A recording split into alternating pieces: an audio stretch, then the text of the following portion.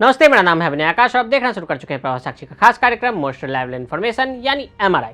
विश्व स्वास्थ्य संगठन यानी WHO ने कहा है कि कोविड-19 अब अंतर्राष्ट्रीय चिंता का सार्वजनिक स्वास्थ्य आपातकाल नहीं रह गया है और अब ध्यान संक्रमण के दीर्घकालीन प्रबंधन पर रहेगा। 31 दिसंबर 2019 को चीन द्वारा वुहान से बिना किसी ज्ञात कारण के निमोनिया के मामले की रिपोर्ट आने के बाद दुनिया के सामने नया वायरल संक्रमण आया था। जनवरी 2020 के अंत तक लगभग 10,000 मामले सामने आए, जिनमें 19 अन्य देशों में 100 से अधिक मामले शामिल थे। WHO ने अपने उच्चतम स्तर की सतर्कता बढ़ाई और संक्रमण को अंतर्राष्ट्रीय चिंता का एक सार्वजनिक स्वास्थ्य आपातकाल करार दिया, एक ऐसा पदनाम जो 3 वर्षों से अधिक समय तक लगातार बना रहा।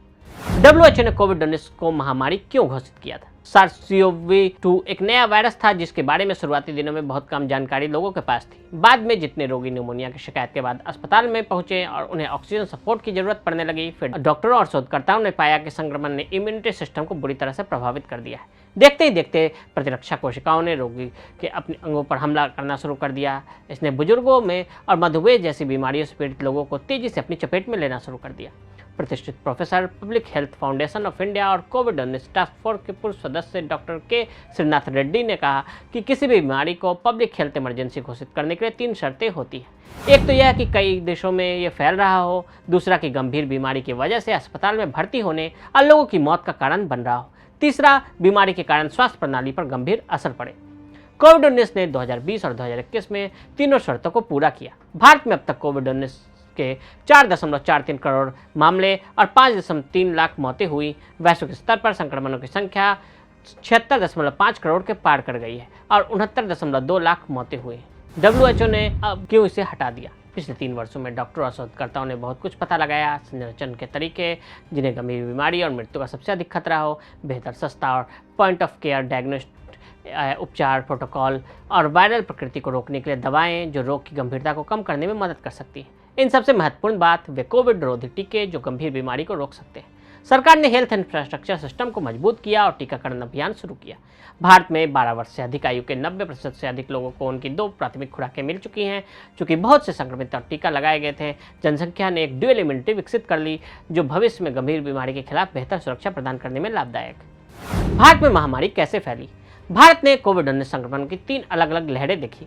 पहली लहर 2020 के मध्य से उस वर्ष के सितंबर के आसपास तक चली। यह तब था जब डॉक्टर हमारे उपचारों का अनुमान लगा रहे थे और उस दौरान दिशा निर्देशों को बार बार बदला भी जा रहा था। परीक्षण पुणे में सिर्फ एक प्रयोगशाला से बढ़कर देश भर के सैकड़ों केंद्रों तक पहुंच गया। अप्रैल-मई 2021 में दूसरी लहर में छोटी अवधि में बड़ी संख्या में मामले और मौतें हुई। कोरोना का यह प्रकोप डेल्टा वेरिएंट द्वारा संचालित किया गया था, जिसके कारण फेफड़ों पर गहरा प्रभाव पड़ा और इसके परिणाम स्वरूप ऑक्सीजन और वेंटिलेटर सपोर्ट की आवश्यकता वाले लोगों से अस्पताल पटे पड़े नजर आए। मेडिकल ऑक्सीजन की भारी कमी थी। ओमिक्रॉन वेरिएंट द्वारा संचालित तीसरी लहर मामलों की संख्या, अस्पताल में भर्ती होने और मौतों के मामले बेहद कम रहे। जनवरी 2022 के मध्य में एक सप्ताह में 21 लाख मामले चरम पर थे, लेकिन मौतें लगभग 7,800 ही थी। भारत ने तब से मामलों की संख्या में उतार चढ़ाव देखा है, लेकिन देश भर में कोई लहर नहीं आई। अस्पताल और स्वास्थ्य व्यवस्था को तैयार रखा गया। स्थिति पर नजर रखने के लिए लगातार परीक्षण और जीनोमिक सीक्वेंसिंग की जा रही। अप्रैल के मध्य से मामलों की वृद्धि हुई। एक दिन में 12,000 से अधिक मामले सामने आए, हालांकि संख्या फिर से कम होने लगी। WHO की घोषणा रोग प्रबंधन को कैसे बदलेगी? कोई लॉकडाउन नहीं, अंतर्राष्ट्रीय यात्रा, रेस्तरां, सिनेमाघर में पाबंदियां भी समाप्त। देखा जाए तो पिछले कुछ समय से रोकथाम और नियंत्रण उपायों की आवश्यकता नहीं रह गई है, इसलिए विश्व स्वास्थ्य संगठन की घोषणा से जमीनी स्तर पर बहुत कुछ नहीं बदलेगा।